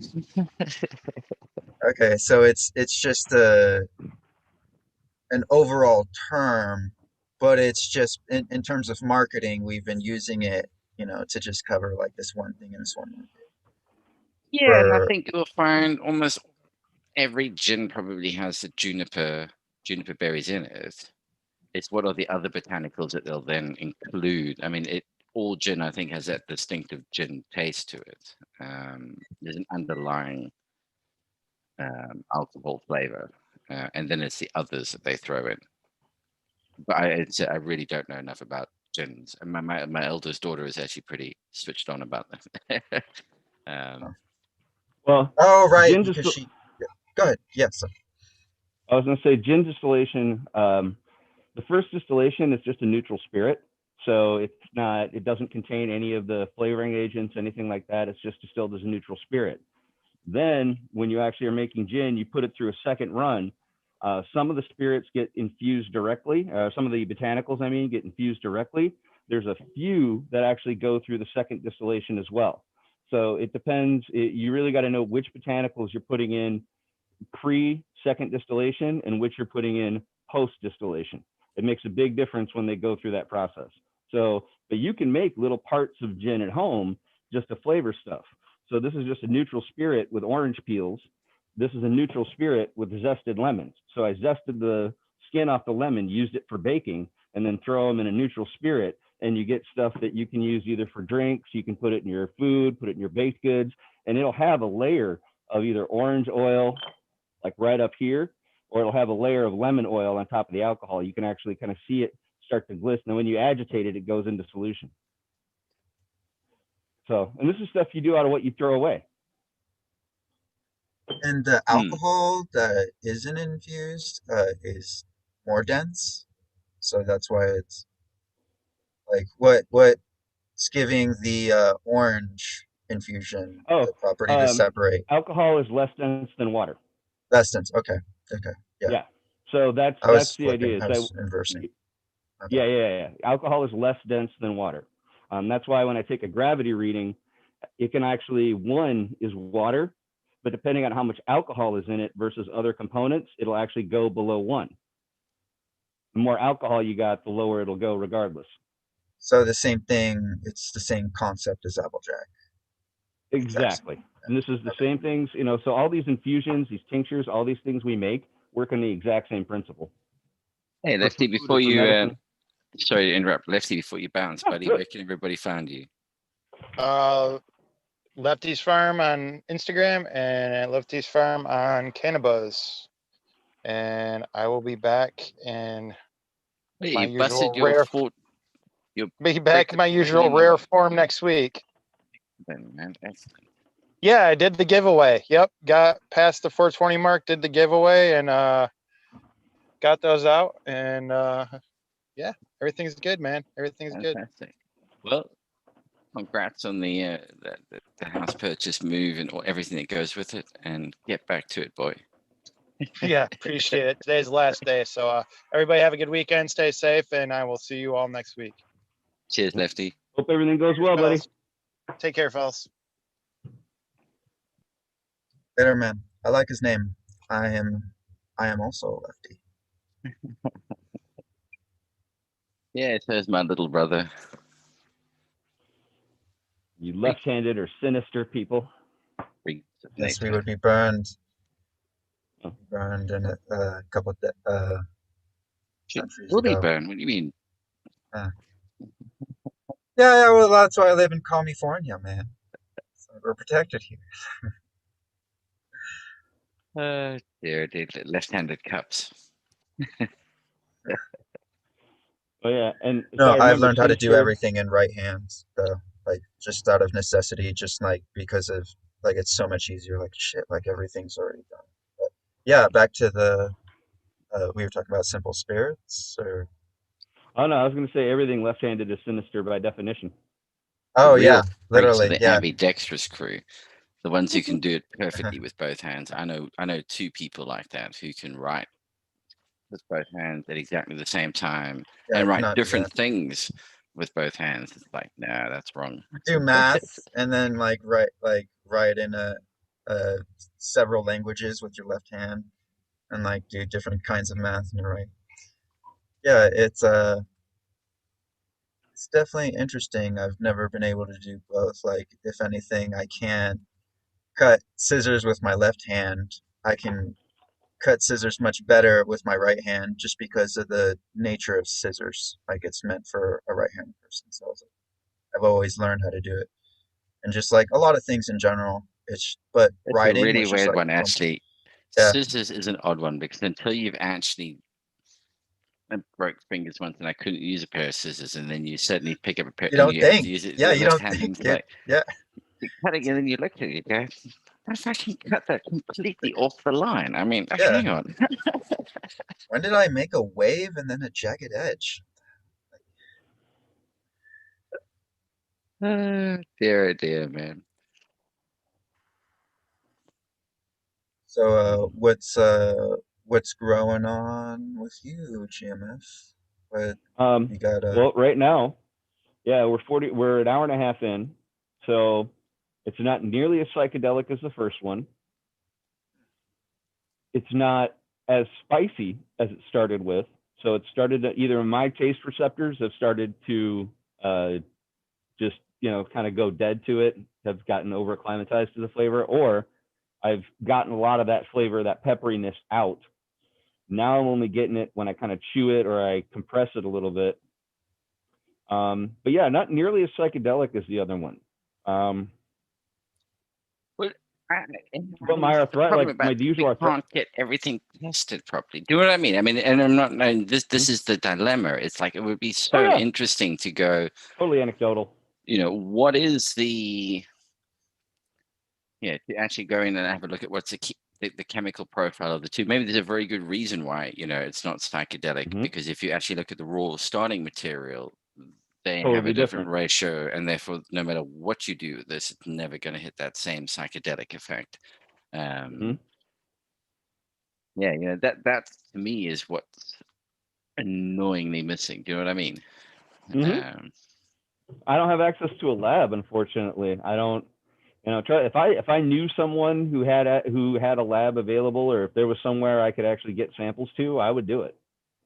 I would be all about just berating them with different samples that are slight variants on the process, just to see, what the chemical differences are. Because there's all different, there's so many different knobs when you're doing fermentation, from temperature to moisture content, even down to the type of moisture. Like one thing that I'm fairly certain is happening in this is we're definitely getting a drop in pH, but how far and what the actual starting pH is and what it's, that's, I can really only measure the ending pH. So this could be something where too, if I put 3 mils of Acetobacter in there, that might completely change what we're getting. It might make it might take any of them and make it way more psychedelic. I have no idea of knowing. It may be something so simple as a pH change adjusting the molecular structure, but we won't know until I can get more experiment in. Like, this is going to be a few years till I dial this all in, I'm sure. And that's what makes, and I do think this is what makes it really interesting in terms of when it comes to the competition side of it. When it comes to entering, I mean, as I say, this, like charcuterie or wine, and that is starting to step into that same space. It's so much about the local. In this case, it's going to be your local. I haven't got the phrase in lactobacillus. But it will be down to the local stuff. And then at some point, people will realize, okay, I can extract the labs that I'm using for doing this. I can give it to somebody else. Now you use my cultivated bacteria in your fermentation process, which results in this particular chemotype being triggered. Or if you use this labs with this particular phenotype, this genotype, this strain, this cultivar, you're going to get this every time with it.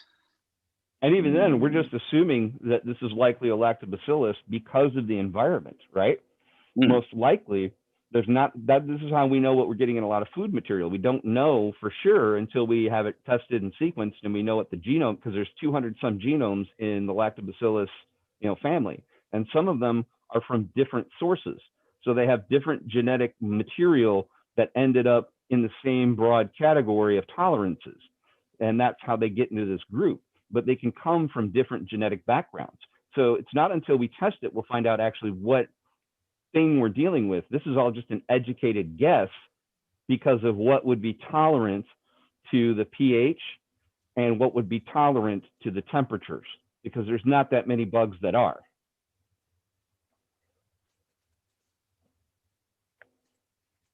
Yeah, I've been wanting to send you this. It's by like this presentation by the Fermentation Association. It's talking about taxonomy and lactobacilli. So Well, and it's it on changes all YouTube. the time. Yeah. Yeah, they just added Pediococcus is something that we use in beer all the time, yeah. right? Right, and so it was called a parabacillus. So it was called something that was like bacillus, and now they still have some things they like to call that, but it depends on who you're talking to, who's going to use that terminology, right?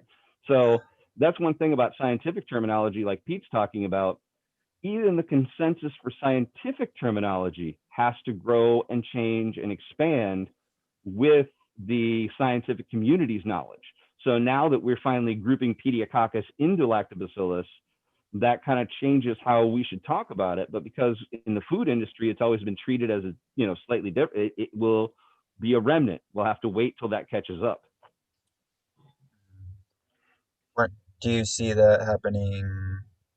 Like what time frame would you? Well, it happens in is every your best industry, guess? and it just depends. It just depends on what happens in the industry to move things along.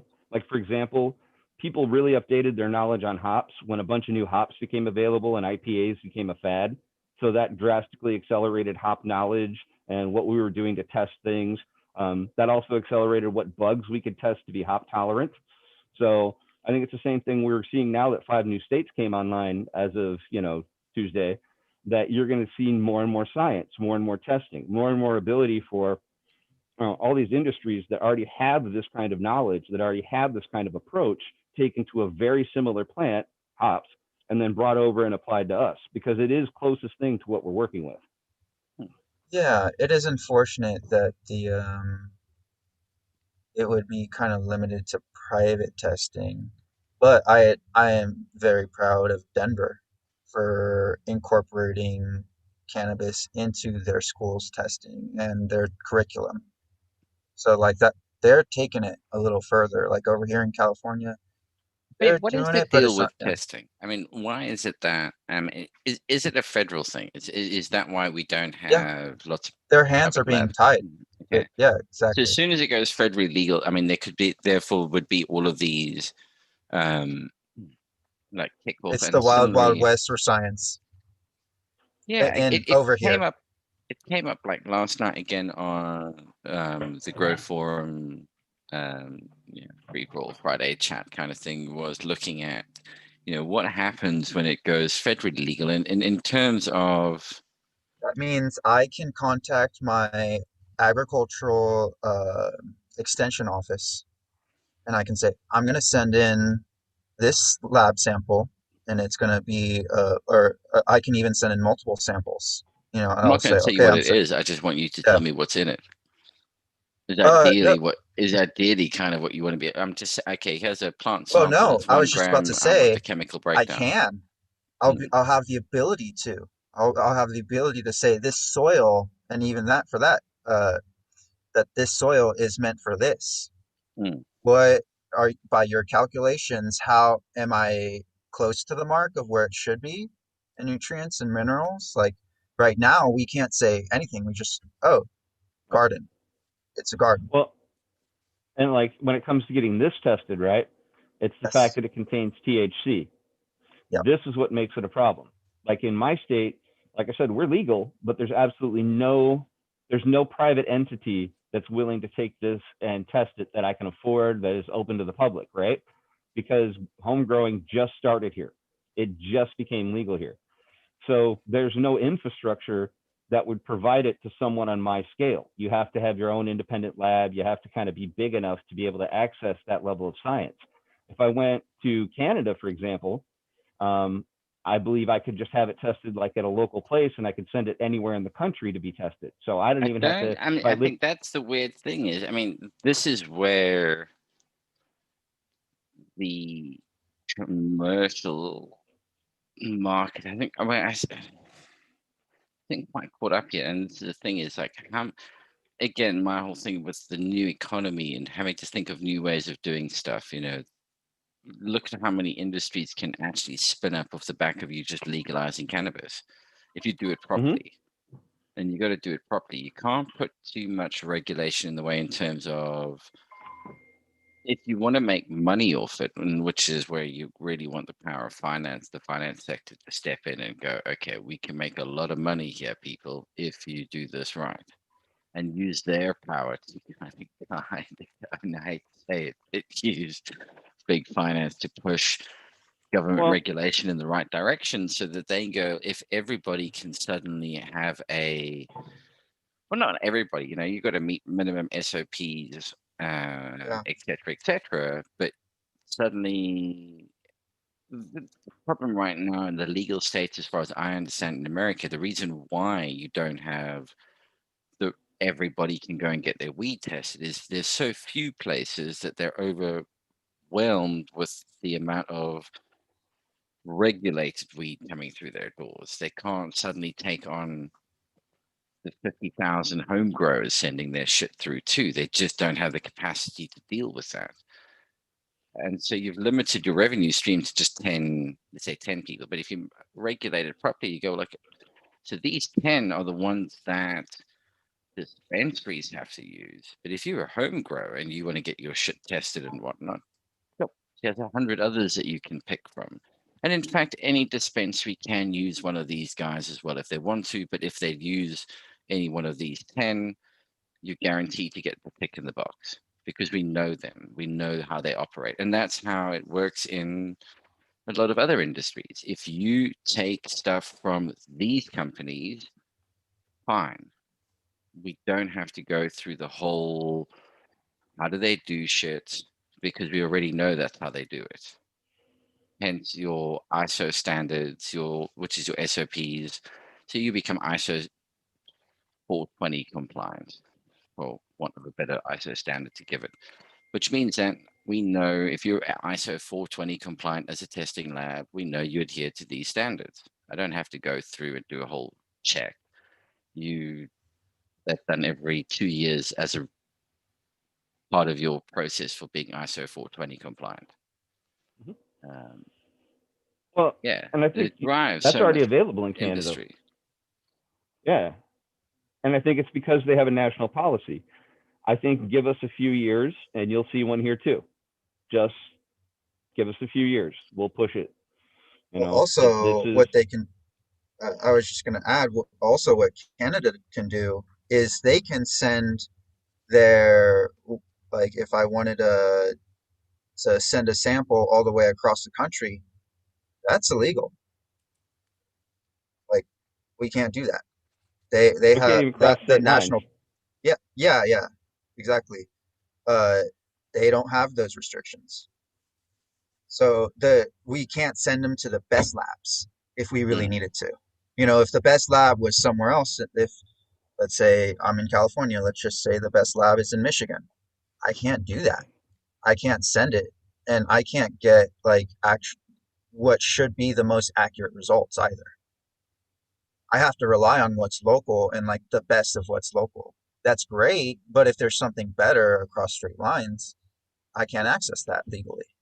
Or So, depending on where sorry, you're at, Jim. you don't even have a local option. That's the other thing too. Like I don't even have a Thank local you. place I could get it tested. That's not even an option for me. There's no one willing to take something from the private market and test it right now. Especially not for bacterial cultures.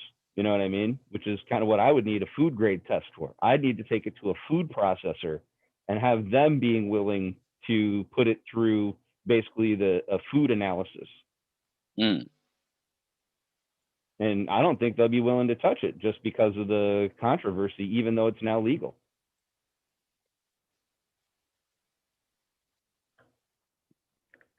Yeah, Yeah. just like I was saying before, their hands are tied. You know, like it's very unfortunate. You know, some people are saying no legality whatsoever. You know, just to criminalize it all. It's like, well, fuck, man, you're kind of fucking over a lot of people medicinally. If this is really gonna help people medicinally, like long term, it needs to be tested appropriately. It needs to meet OSHA standards. It uh needs to be safe. We need to know what's going on. Like, no more bro science, no more mystery. It needs to happen. Unfortunately, I would much prefer. I would, in an ideal world, I would like both, like a place for both. I don't want to choose either or. I still want there to be the system that there is going on, but as soon as it's gonna be legal, we'll see what standards they set. Obviously, they're gonna put themselves on top, you know, and they're gonna cushion up their friends and say, "Oh, you're gonna, don't worry, you'll get a nice big chunk of this market." They're already frothing at the mouth. They're just waiting for, I don't know. I don't know what they're waiting for. I mean, look at what just happened on Tuesday. Like, how many states is that up to with not just full on, but with any legalities, with a decriminalization? I mean, what's With it now? Is it more than half the states in the US have now recreationally legalized it? I think we've just had we had this conversation like a month or two ago, GMF. Yeah. As he's dying, Unfortunately, sorry. yeah, Sorry sorry about about that. Unfortunately, what it comes down to is there's two ways it can be done. It can be done through federal compact where states make an agreement, or it can be done through a constitutional amendment. Constitutional amendments, however, require 2/3 of the states to ratify it. So you What I can't mean just is, get. but Yeah. I mean, just on the raw numbers, is it more than half are currently now recreationally legal? Oh, that's a great question, because I would say yes. With these last 5, I think we finally hit, just by sheer state numbers, I think we're over half. Let me double check. Yeah, for sure it's over So, half with so now, decriminalization, but that's not legality. You know, that's not like the legality we're talking no, about. yeah, no, I'm just saying. So what's interesting then is, I mean, I was reading up some a while back, which was, I mean, I know what you're saying when it like 3/4 of states have to do X, Y, and Z. But what becomes really interesting Correct. is if more than 50% of the country is like rec legal, when it It's comes basically to legal. Yeah. federal agents trying to exercise their right, and like it becomes, they're interestingly enough the ones who turn around and go, yeah, ain't worth it anymore, mate. You know, it's like, Yeah. And that's because what's of the happening from the small level, like Okay. cities and you know, towns. They're just seeing it and they're like, you know, we got better shit to do. Come on. I think that's happening over here. Certainly, is it's like, um, yeah, there's better shit to be worrying about. And I think then in the populace over here as well, it's like, there's Yeah. better shit to be spending your money on, mate. Unless you're a dick, you know, then they're like, Yeah. oh, okay, you did this, For and Which if you're over 70, we're just going to bump up your fuel bill rates for the winter. yeah, just sorry, GMF. oh, no, I was just say right now it looks like for straight recreational, we have 15 states and Washington D.C. So that gives us 15 plus Washington D.C. For legal medicinally, we're looking at another 8, 9, 10, 11, 12, 13, 14, 15, 16, 17, 18, 19. Another 20 states have it legal medicinally. So there's only Is that more 10, than 11, 12, 13, and there's only 14 states where it's still completely illegal. So so you more got than about 50% have medical? right, correct. We've got about 35 states that have medical and recreational between the two of them. And then we've got 14 states that still have it completely illegal.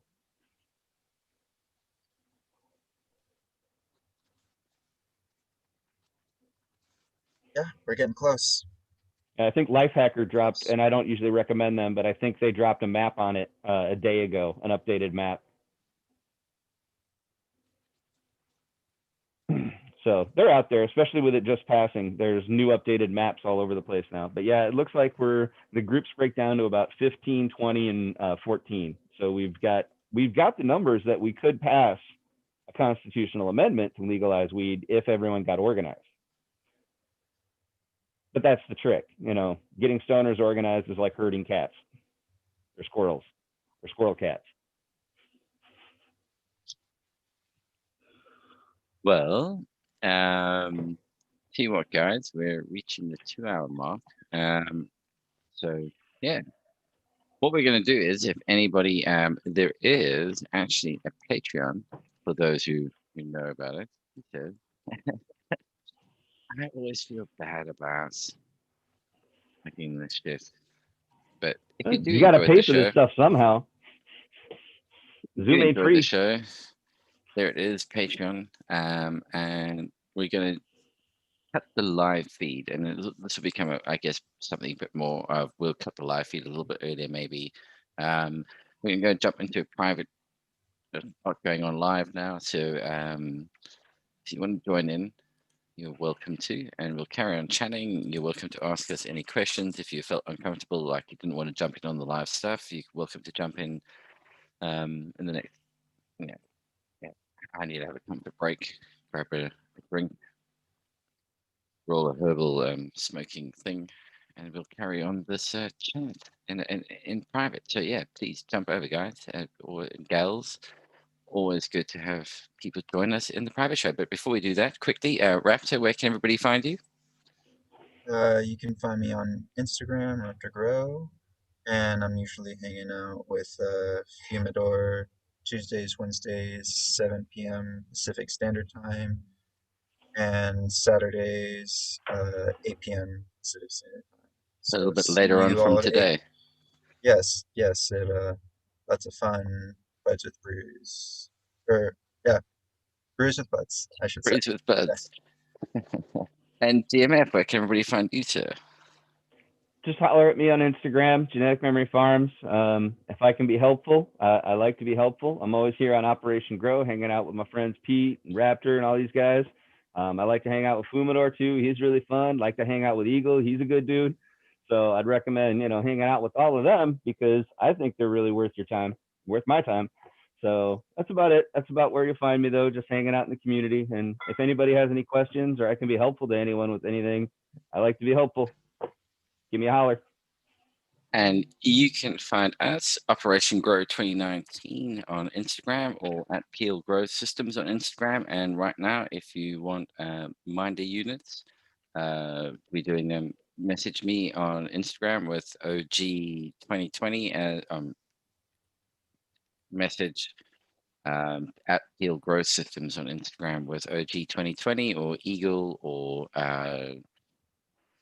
Eagle discount. Eagle 2020. Eagle 2020. Somebody was Tanasi Sacred 3 Mushrooms. He was on last night, and he gave an Eagle discount, Yeah. and I was like, Eagle 2020 discount. So yeah, I I be jab honest, him a little bit. Yeah. me a DM on Instagram and we will sort you out with a Minder unit at no postage. So that'd be cool. But yeah, otherwise feel free. Look, I'll post the link up again now quickly. If you want to jump in on and hang out with us for a little bit longer, please feel free to. Otherwise, see you guys in a bit.